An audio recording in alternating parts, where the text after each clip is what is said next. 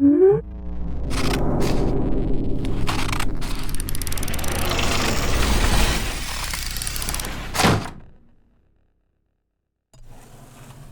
does woman mean to you? It's about being inquiring, empathic, and expansive. I don't know, I've not been anything else, so... Expansive, you know, because culturally there's quite often a directive for women to be reductive. But I like the idea of expansion. We create feeling and we create life. Did you have a role model when you were growing up? Yes, I did. And that was Emma Peel in The Avengers. My role model was Olga Korbut. She seemed very exciting and disciplined and talented. She was a brunette, and that was important because there's a lot of blondes on the telly in the 60s. I went to a non-school, and the headmistress really believed in women. She was like a warrior.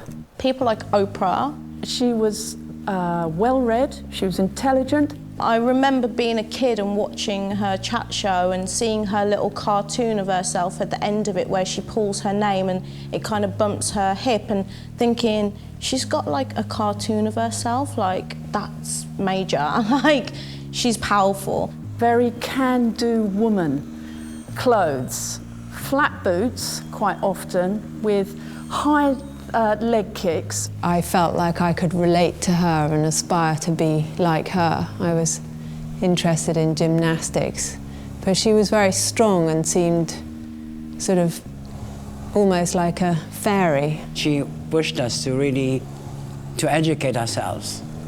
So it was very interesting. People would assume that if you're from the Middle East or you are in a school full of nuns, you don't have these kind of ambitions, but it was a very, very interesting time in my life, and so we build up that confidence that we can do things. Describe what you do and why you're passionate about it. I work in fashion, and it is a fantastic carrier for messages. I design all sorts of clothing. I like to experiment with how I can sort of change a mood. I started a nail salon called War Nails. I do architecture. I've always wanted to be an architect. Despite all the hurdles and the difficulties, I still think it's a great profession.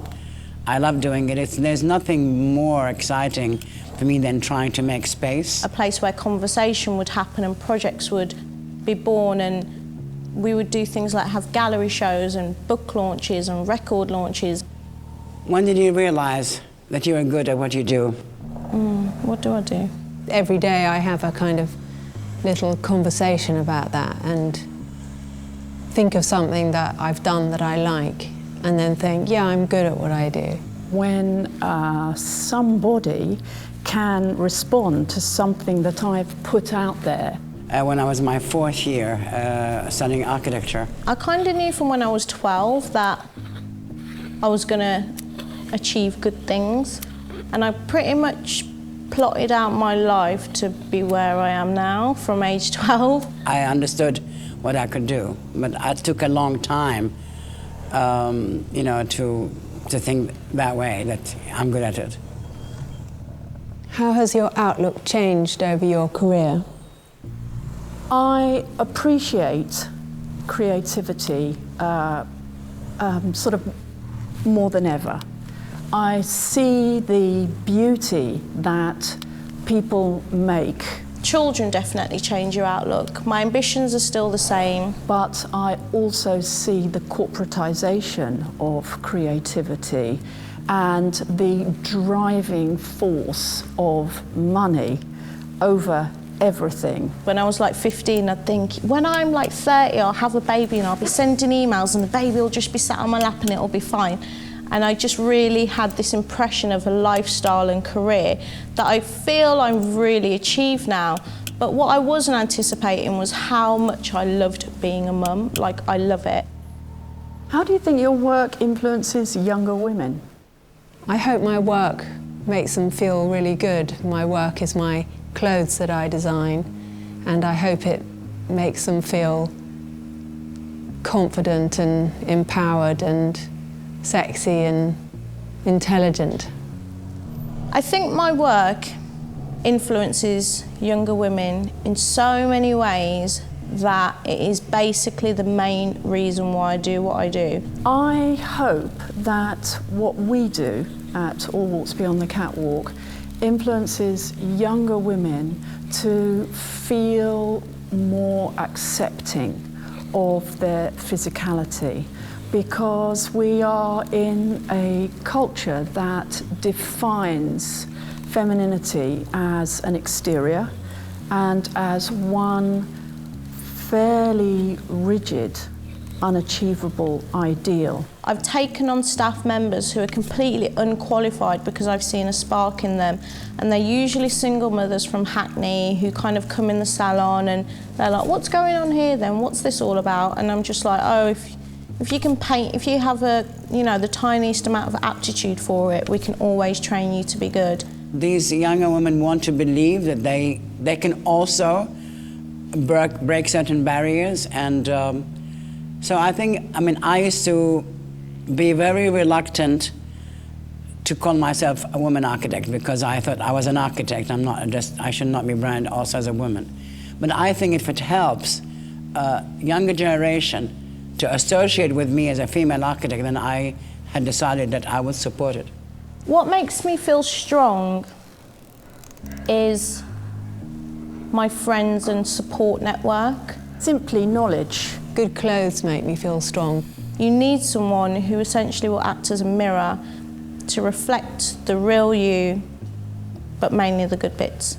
And that's what makes you strong. Have you had the chance to act as a mentor? Well, I have a son, so I'm always thinking of setting an example. Motherhood is an amazing privilege, and so yes, I am a mentor for my two daughters, but I recognise also that all women are mentors for each other. The feedback I get from not all the people I taught and all the people I worked with, that they treasured those moments they had worked with me. So that thing, in a way, that is a form of mentoring. It's really just important for me to get across that it takes hard work. Lots of girls are really interested in the kind of lifestyle and money aspect of what I do, and sometimes that's really heartbreaking because they're fed all of this imagery, and it's the instantness of the achievement that has completely changed the culture of how people approach work right now. What's the best piece of advice you've ever been given?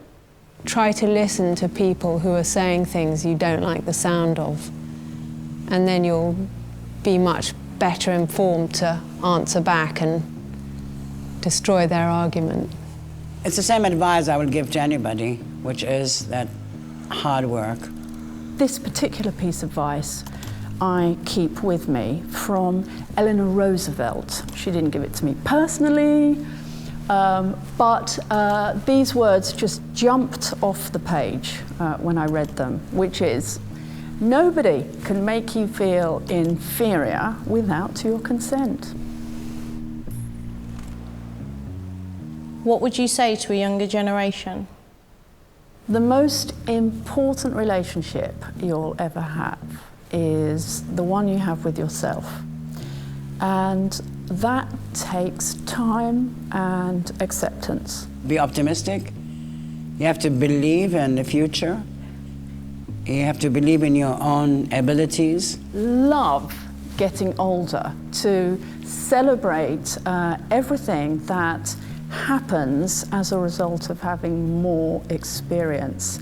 And that's a rare space in our media because, again, we are directed to think of age as a space where there is atrophy and loss. But there's gain. Well, I'd make an effort to listen firstly. I remember when I was the younger generation, feeling that nobody listened to anything I said or noticed anything I did. There's almost no point me telling a younger generation, because the thing about being young is you've got to experience it yourself. Everyone can give you all the, you know, bits of advice and wise words in the world, but you're still going to be that insolent young person, and you're going to just go off and do your own thing anyway, and that's great because you've got to learn yourself.